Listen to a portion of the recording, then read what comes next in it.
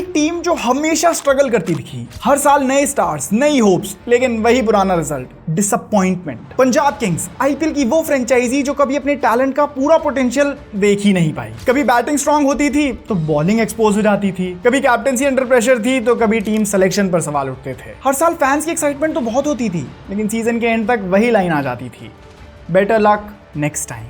लेकिन 2025 में सब कुछ बदल गया। स्ट्रैटेजी बदली, स्क्वाड बदली, कैप्टन बदला, कोच बदला, मैनेजमेंट ने अपने तरीके बदले और शायद अपनी तकदीर भी। प्लानिंग सही करी और अब एग्जीक्यूशन भी काफी सॉलिड दिखा और 10 साल बाद फाइनली पंजाब किंग्स ने आईपीएल प्लेऑफ्स के लिए क्वालिफाई कर लिया। और सिर्फ क्वालिफाई नहीं किया, टेबल के टॉप पोजीशन पे फिनिश किया है, बिल्कुल डोमिनेंट स्टाइल में। वो टीम जिस पर कभी मीम्स बनते थे, आज आईपीएल की सबसे डेंजरस टीम बनी हुई है। और अब सवाल ये है कि क्या पंजाब किंग्स अब भी ये आईपीएल सीजन जीत सकती है? आइए जानते हैं इस वीडियो में।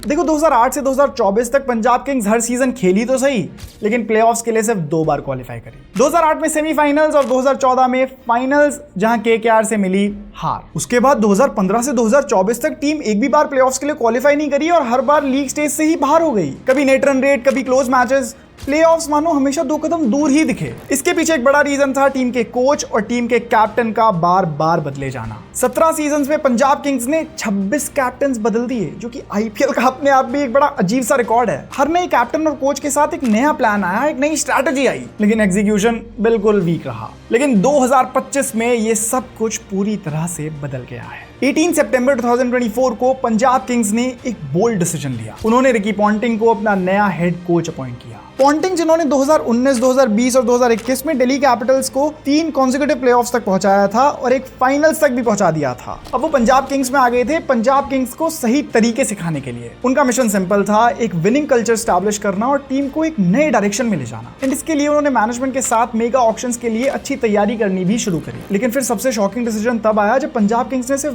2 ही रिटेंशंस करी, प्रभसिमरन सिंह और शशांक सिंह। कुछ लोगों का कहना था कि ये एक स्ट्रैटेजिक मूव है, लेकिन कुछ लोग ये भी कह रहे थे कि भाई, तुम्हारे लिए पिछले सीजन्स में जिन प्लेयर्स ने सबसे ज्यादा परफॉर्म करा है, तुम उन्हीं को रिलीज कर रहे हो, जैसे अर्शदीप सिंह, सैम करन और जॉनी बेस्टो। और अब पंजाब की टीम बिल्डिंग को लेकर लोग थोड़े डाउटफुल होने लगे थे। लेकिन फिर आती है ऑक्शंस की शाम। इस ऑक्शन में पंजाब किंग्स ने सबसे पहले अर्शदीप सिंह को आरटीएम करके रीबाय किया, वो भी 18 करोड़ में। उसके बाद पंजाब किंग्स और दिल्ली कैपिटल्स एक इंटेंस बिड वॉर में गई, जहां उन्होंने बिड्स लगाई श्रेयस अय्यर के लिए बहुत ज्यादा, और इवेंचुअली पंजाब किंग्स ने इस बिड वॉर को 26.75 करोड़ रुपीस में जीत लिया और श्रेयस अय्यर को अपनी टीम में ले लिया।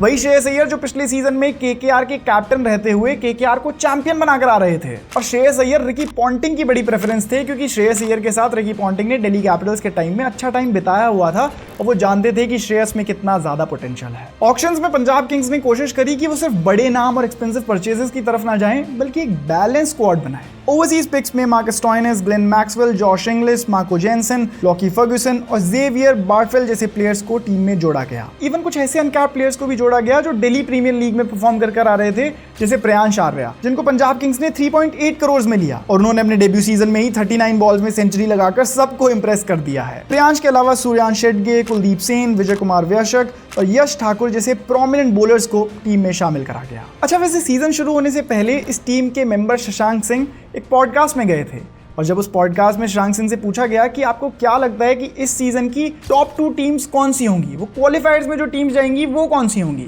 शशांक सिंह ने छुट्टे ही जवाब दिया, पंजाब किंग्स। उन्होंने ये तक कह दिया कि अगर पंजाब किंग्स 14 मैचेस के बाद टॉप 2 पोजीशंस में ना हो तो मुझे जमकर ट्रोल करना। और ये मानो ओपन में आकर एक शेर की दहाड़ जैसा था, क्योंकि इतना कॉन्फिडेंट तो भाई अपने सीजन को लेकर कोई नहीं होता। और जिस ऑडासिटी और जिस तरीके से उन्होंने ये कहा था, लग रहा था कि वो जो कह रहे हैं उसके बारे में बहुत ज़्यादा सीरियस हैं। शशांक सिंह का वो एटीट्यूड सिर्फ हवा में नहीं था, कहीं ना कहीं उन्होंने ये दिखा दिया था कि इस टीम का नया एटीट्यूड कितना फियरलेस है। और कुछ प्लेयर्स के इंटरव्यूज के साथ ये भी पता चला कि श्रेयस अय्यर और रिकी पॉन्टिंग ने पहले दिन पर ही ये क्लियर कर दिया था कि इस टीम में हर मेंबर को इक्वल रिस्पेक्ट दी जाएगी।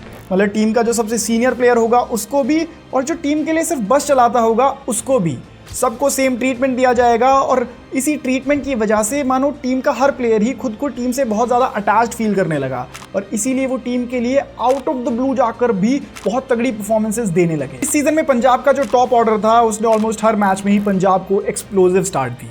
सबसे पहले प्रियांश आर्या, एक यंग सेंसेशन जिन्होंने लगातार पंजाब को quick match winning start the हैं और अब तक 424 रन बना चुके हैं with a strike rate of 183। फिर प्रभसिमरन सिंह, एक और डायनामिक ओपनर जो पावर प्ले में केयरफुल रहकर स्टार्ट्स प्रोवाइड करते हैं और इनिंग के साथ एक्सेलरेट करते हैं, और वो बना चुके हैं अब तक 499 रन। इन दोनों के फियरलेस अप्रोच ने ही पंजाब को कई मैचेस जिताए हैं। अगला नाम आ जाता है Josh Inglis, wicket keeper batsman जो मिडिल ओवर्स में स्टेबिलिटी और एक्सेलरेशन दोनों लाते हैं। देन मिडिल ओवर्स में स्टेबिलिटी और फायर पावर आती है कैप्टन श्रेयस अय्यर से, जिन्होंने लीग स्टेज में 514 रन बना दिए हैं at a strike rate of 171। उन्होंने टीम को कंसिस्टेंटली अपनी सूझबूझ से गाइड भी करा है। शशांक सिंह जो एक रिलायबल मिडिल ऑर्डर बैट्समैन और फिनिशर रहे हैं, उन्होंने भी 284 रन बनाए हैं with a strike rate of 149।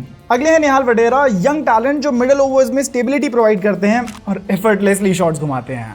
फिर फिनिशर्स और ऑलराउंडर्स में आ जाते हैं अफगानिस्तानी प्लेयर अजमतुल्लाह ओमरजाही, जो लोअर ऑर्डर में क्विक रन्स और मीडियम पेस बॉलिंग से कंट्रीब्यूट करते हैं। फिर मार्को एंसन, लेफ्ट आर्म पेसर जो पावर प्ले में ब्रेक थ्रूज और लोअर ऑर्डर में बैटिंग डेप्थ प्रोवाइड करते हैं। इनमें बॉलिंग अटैक में भी पेस और स्पिन का शानदार कॉम्बो देखने को मिलता है, जहां पंजाब किंग्स के लिए सबसे ज्यादा विकेट्स लेने वाले अर्शदीप सिंह पावर प्ले और डेथ ओवर्स के स्पेशलिस्ट बने हुए हैं। स्पिन में आईपीएल के highest wicket taker Yuzvendra Chahal हैं, जो मिडिल ओवर्स में गेम घुमा देते हैं। Left arm spinner Harpreet Brar economic spells और ओकेजनल विकेट से सपोर्ट करते हैं। इस स्क्वाड में हर प्लेयर का रोल डिफाइंड है और हर मैच सिचुएशन के हिसाब से इनके पास सही रिप्लेसमेंट्स भी अवेलेबल हैं, और यही पंजाब किंग्स के 2025 कैंपेन की असली स्ट्रेंथ है। अब किसी भी चैंपियन टीम के सीजन में कुछ ऐसे मैचेस होते हैं जो उनके लिए मोमेंटम पूरी तरह से बदल देते हैं। पंजाब किंग्स के लिए भी 2025 में ऐसे कई डिफाइनिंग मोमेंट्स रहे हैं, जैसे केकेआर के अगेंस्ट वो हिस्टोरिक विन जब पंजाब किंग्स ने सिर्फ 111 रन डिफेंड कर लिए थे against a powerful KKR batting lineup. IPL history का लोएस्ट डिफेंडेड टोटल था और यहां उन्होंने मानो एक स्टेटमेंट दे दी थी। तब सबको समझ आया कि ये टीम सिर्फ बैटिंग पर डिपेंडेंट नहीं है और प्रेशर के हिसाब से परफॉर्म करना जानती है। हाँ, लेकिन अब जब क्वालिफायर 1 मैच आया तो आरसीबी के अगेंस्ट पंजाब किंग्स कहीं ना कहीं थोड़ी एक्सपोज हो गई